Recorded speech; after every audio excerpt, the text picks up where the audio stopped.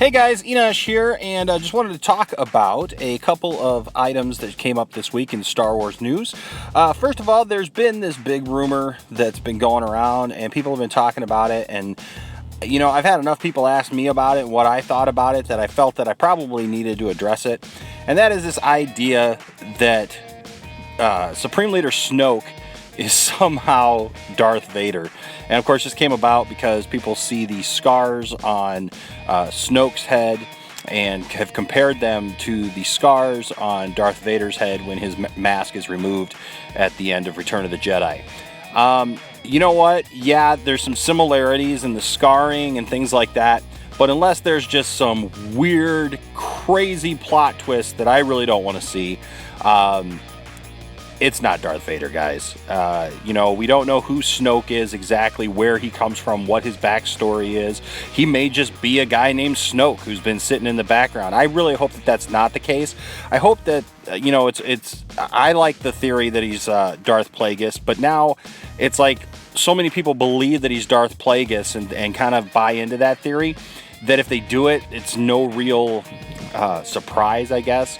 But, as far as this Darth Vader thing, if we had not seen Darth Vader die, if we had not seen his body burned at the end of Return of the Jedi, if we had not seen, unfortunately, Hayden Christensen come back as a Force ghost at the end of Return of the Jedi, then, there may be some weight to that, that, somehow Darth Vader survived.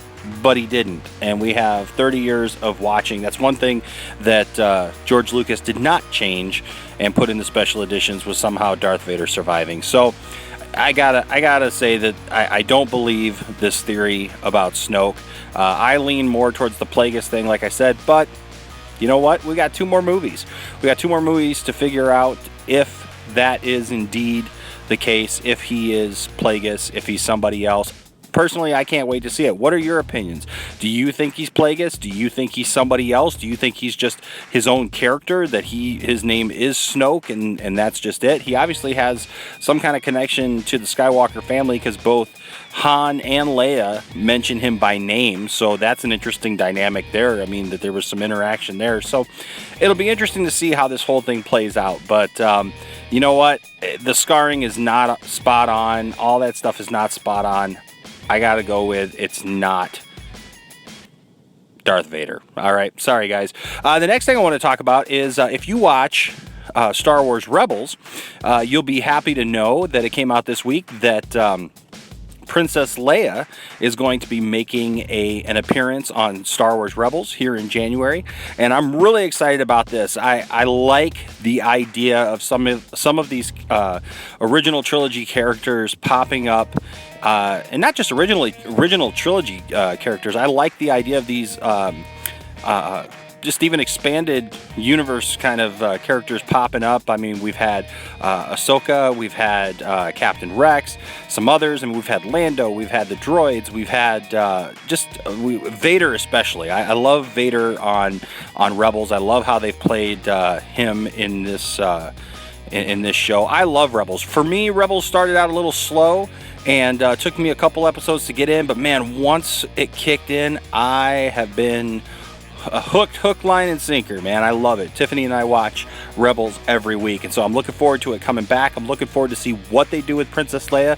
They're saying that she's going to be more of a kind of playing both sides of the fence. This is before she just full-on goes Rebel. She's kind of working on for the Rebels, but kind of behind the scenes and stuff, and hasn't revealed her hand yet to the Empire, so I look forward to that. Now, the sad news is Carrie Fisher is not going to voice Princess Leia in the show, and for a lot of people that's a big disappointment, and people say, well, why not? Well, I love Carrie Fisher. I thought she did a great job in Star Wars The Force Awakens. I did not have the issues that some other people had with her, but I gotta say, I understand this move. She's supposed to be a teenager, or at least late teens. It can't even be 20s because it's got to be before A New Hope. So, she needs a younger sounding voice, a younger female type voice for this. And Carrie Fisher is quite a bit older now, and she's got a lower voice. You know, I mean, she sounds like a mature woman, and she should, because that's what she is. And so I gotta say, I understand this idea, but I just really look forward to seeing what they're gonna do with her. I hope that they use her in a great way, that they don't use her too much connected to everybody and everything, but they use her kind of on the outskirts of the story.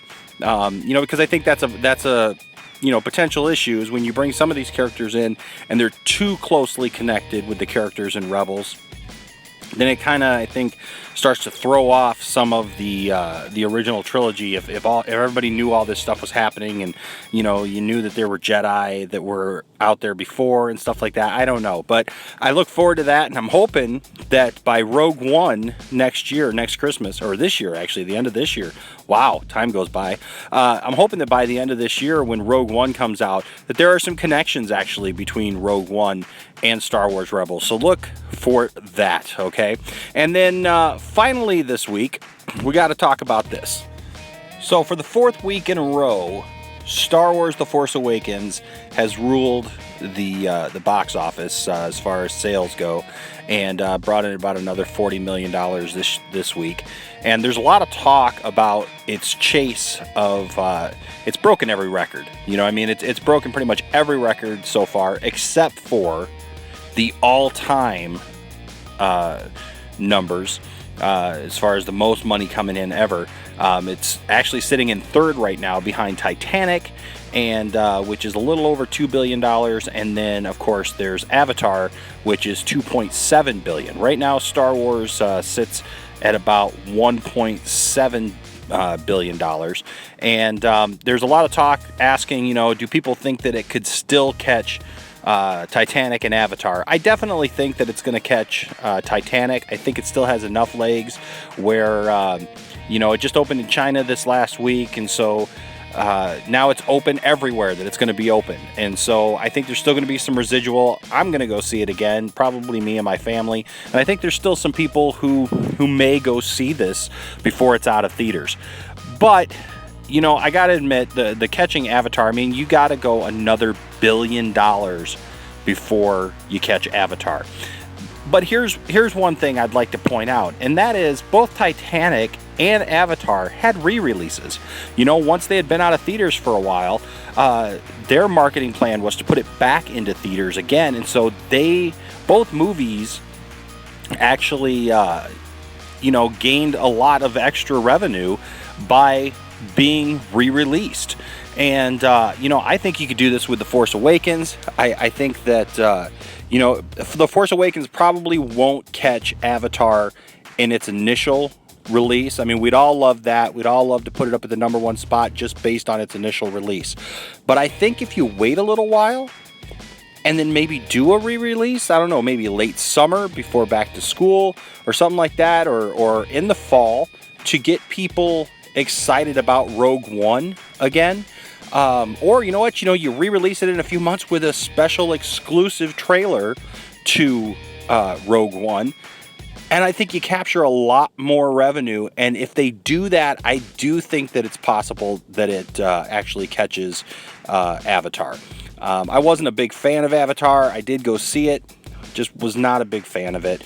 Titanic, I mean, everybody loved Titanic back in the day. I remember going to see it 3 times, actually, in the theater, which is surprising for me. But, you know, I've seen Star Wars now 4 times. Probably going to see it a 5th before it goes out of theaters. And I'm interested in what you think. What do you think of these 3 stories? I mean, do you think that Star Wars can catch Avatar? Do you think it has no chance? What do you think of a re-release of The Force Awakens maybe later in the year? Also, what do you think of Princess Leia on Rebels? Do you like the idea? Do you want to keep those characters out of Rebels? Maybe you don't like Rebels at all, or maybe you love Rebels. Can you let me know that? Put that in the comment section as well. And then, of course, our first story today, Snoke, and you know, who is he? Is he Darth Vader? Is he Plagueis? Do you have your own theory on who Snoke is? Let me know in the comment section. Give this video a thumbs up, and please subscribe to the channel for more cool, crazy Star Wars news. All right, we'll see you next time. Bye-bye.